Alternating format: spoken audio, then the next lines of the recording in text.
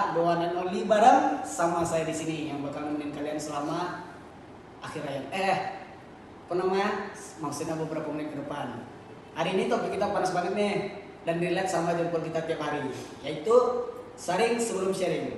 Nah, buat bahas ini di studio udah kedatangan dua tamu spesial nih yang dunianya bertolak belakang, tapi sama-sama hobinya mainin informasi. Di sebelah kiri saya ada Salwa, seorang konten kreator yang kontennya selalu FYP dan viral. Halo Salwa.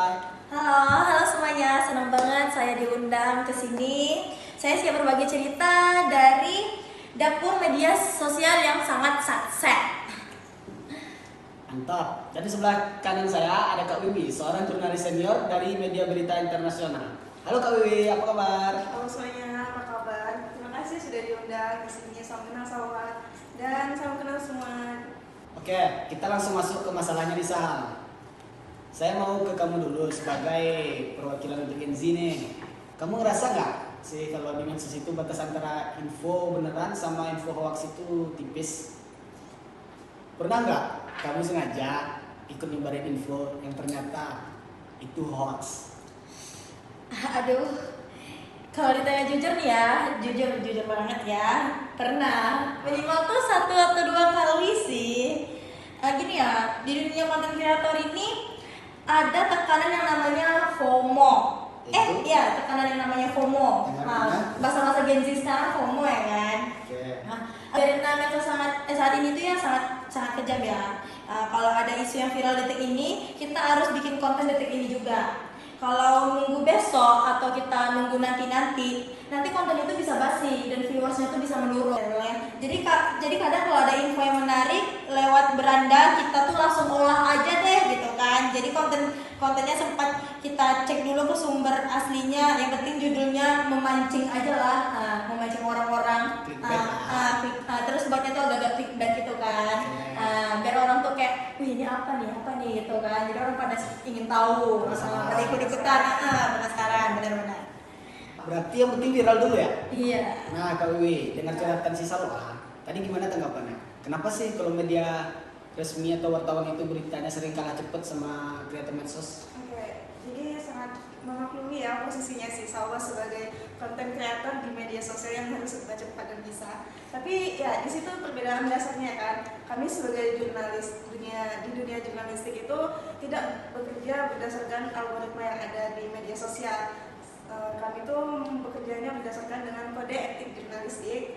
Ada proses panjang yang namanya verifikasi, konfirmasi ke narasumber yang terkait, dan cek dan recheck kembali. Kemudian kita nggak boleh nulis berita tuh hanya bermodalkan katanya di internet itu ya. Jadi untuk kecepatan itu memang penting, tapi akurasi data yang didapat itu adalah segalanya. Jadi nomor 1 yang menyiarkan itu tidak ada gunanya kalau ternyata berita yang disiarkan itu salah dan merugikan orang lain. Berarti emang ada SOP-nya ya? Ya, betul. Tapi masalahnya gini, masyarakat atau netizen kita sekarang kan malas baca yang panjang-panjang. Mereka lebih suka video 15 detik yang instan di TikTok yang belum tentu benar daripada baca berita resmi. Menurut lo gimana caranya biar kreator kayak lo tetap dapat engagement tapi nggak ikut berdosa nyebarin hoax? Nah, bener banget. Ini yang sekarang lagi aku pelajari sih gitu kan. Karena konten kreator tuh juga harus punya tanggung jawab moral. Sekarang aku mulai membuat aturan baru.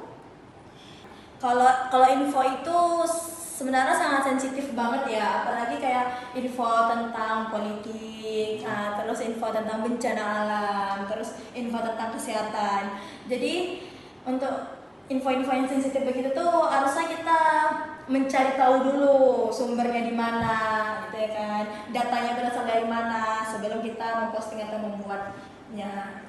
Di medsos. Ya di medsos gitu. Tapi kita sebelum memposting itu harus ada kayak agak-agak genzian gitulah, ngerti kan? Yang agak-agak biar buat menarik kreatif, buat menarik seru-seruan gitu. Oke, keren juga, setuju. Jadi edukasi tapi tetap asik ya? Iya benar. Kalau dari Kak Wiwi, Ya. ada pesan nggak buat netizen atau bahkan buat para kreator biar kita bareng-bareng bisa meredam berita hoax ini? Pesannya sih sederhana ya. Jadi sebagai konsumen yang cerdas pastinya rumusnya adalah seperti judul tadi, saring sebelum sharing. Nah kalau kita menempatkan informasi yang judulnya terlalu wah gitu kan, bikin panik atau malah bikin kita senang secara berlebihan, itu jangan langsung klik tombol share untuk ke grup keluarga atau grup WhatsApp yang lainnya. Itu bisa tahan dulu jempolnya mungkin 1 menit untuk cari judulnya di Google. Apakah ada akun media resmi yang juga memberitakannya? Nah kalau udah ada, kalau tidak ada itu berarti dipastikan hoax ya. Luar biasa. Tahan jempolnya 1 menit buat mikir itu poin penting banget nggak? Atau dicari-cari dulu, disaring dulu. A1 nggak nih info? Nggak terasa kita udah di penghujung obrolan nih. Kesimpulan podcast hari ini, viral itu bonus, tapi kejujuran informasi itu mutlak. Kecepatan medsos kalau digabung sama akurasi jurnalistik justru bisa jadi senjata paling ampuh buat lawan hoax.